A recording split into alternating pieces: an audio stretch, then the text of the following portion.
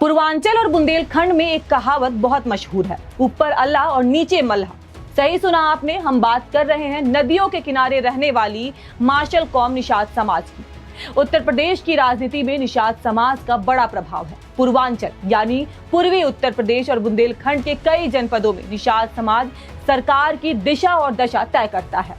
वैसे तो BJP, Samajwadi party, Bahujan Samaj party और कांग्रेस में निषाद समाज की लीडरशिप को तैयार करने के लिए लंबे समय से तैयारी चल रही है, लेकिन निषाद पार्टी के प्रमुख डॉक्टर संजय निषाद के राजनीतिक उदय के बाद निषाद समाज पर उनका बड़ा प्रभाव माना जाता है। हालांकि उनके प्रभाव को कम करने और उनकी राजनीति को चुनौती देने के लिए वीआईपी पार्टी के प्रमुख मुकेश सहनी उत्तर प्रदेश में कदम रख चुके हैं। इस बात की संभावना है कि डॉक्टर संजय निषाद भाजपा के गठबंधन में फिर से चुनाव लड़ेंगे।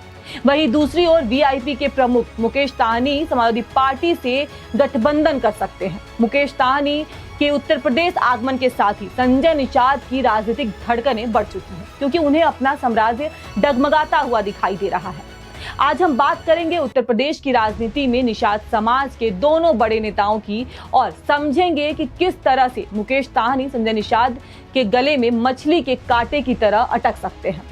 दरअसल कुछ ही दिन पहले कुशीनगर में वीआईपी के प्रमुख मुकेश सहनी और संजय निषाद के राष्ट्रीय अध्यक्ष संजय निषाद के बीच जुबानी जंग तेज हो गई थी। बीते दिनों पहले मुकेश सहनी की ओर से दिए गए अल्टीमेटम के बाद संजय निषाद ने पलटवार करते हुए उन्हें समाज तोड़ने वाला बताया। विधानसभा चुनाव से पहले दोनों नेताओं के बीच बढ़ती तल्खी ने प्रदेश की सियासत को गरमा दिया है। कुछ ही दिन पहले संगठनात्मक बैठकों के लिए कुशीनगर पहुंचे मुकेश सहनी को प्रशासनिक प्रतिबंधों के चलते सामान्य बैठक भी नहीं करने दिया गया। इसके बाद वो जिलाधिकारी कार्यालय पहुंचे और सरकार पर निशाना साधा। इसी दौरान उन्होंने आगामी चुनावी रणनीति का जिक्र करते हुए संजय निषाद को 2 नवंबर तक का अल्टीमेटम दे दिया। मुकेश सहनी के बयान के जवाब में संजय निषाद खड्डा क्षेत्र में आयोजित अपनी संगठनात्मक बैठक में पहुंचे। बैठक के बाद मीडिया से बातचीत में उन्होंने कहा कि मुकेश सहनी इंडिया गठबंधन के साथ मिलकर समाजवादी पार्टी को फायदा पहुंचाने का काम कर रहे हैं। उन्होंने आरोप लगाया कि समाजवादी पार्टी के शासनकाल में निषाद समाज को सबसे अधिक नुकसान उठाना पड़ा था। संजय निषाद ने कहा कि उनकी पार्टी निषाद समाज को एकजुट करने का काम कर रही है, जबकि मुकेश सहनी समाज को बांटने की राजनीति कर रहे हैं।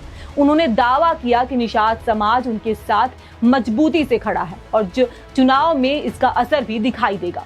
दोनों नेताओं के बीच बयानों से साफ है कि आगामी उत्तर प्रदेश विधानसभा चुनाव में निषाद वोट बैंक को लेकर राजनीतिक मुकाबला और तेज होगा। अब निगाहें इस बात पर रहेंगी कि इस सियासी टकराव का चुनावी फायदा किस दल को मिलता है, क्योंकि कुछ ही दिन पहले सबसे पहले भाजपा ने निषाद समाज से आने वाली साध्वी निरंजन ज्योति को पिछड़ा आयोग का अध्यक्ष बनाया। इसके बाद निषाद पार्टी के मुखिया और यूपी सरकार में मंत्री संजय निषाद भावुक नजर आए। फिर समाजवादी पार्टी ने बड़ा दांव चलते हुए फूलन देवी की बहन रुक्मिणी देवी को पार्टी की महिला विंग का प्रदेश अध्यक्ष नियुक्त कर दिया। राजनीतिक जानकारों का मानना है कि यह फैसला समाजवादी पार्टी की पीडीए रणनीति से जोड़कर देखा जा रहा है। आपको बता दें, निषाद समाज उत्तर प्रदेश की राजनीति में अहम भूमिका रखता है। माना जाता है कि प्रदेश के करीब 4.5% वोटर निषाद समुदाय से जुड़े हैं, जबकि 160 से ज्यादा विधानसभा सीटों पर इस समाज का प्रभाव है। पूर्वांचल से लेकर अवध और बुंदेलखंड तक निषाद वोट बैंक कई सीटों पर चुनावी समीकरण बदलने की क्षमता रखता है। ऐसे में 2027 के चुनाव से पहले निषाद समाज को लेकर राजनीतिक दलों की सक्रियता बढ़ गई है। अब देखना होगा कि यह समाज किस दल के साथ मजबूती से खड़ा होता है। फिलहाल आपको क्या लगता है कि किसके साथ खड़ा होगा, संजय निषाद के साथ या मुकेश सहनी के साथ? अपनी राय हमें कमेंट में जरूर बताएं। धन्यवाद।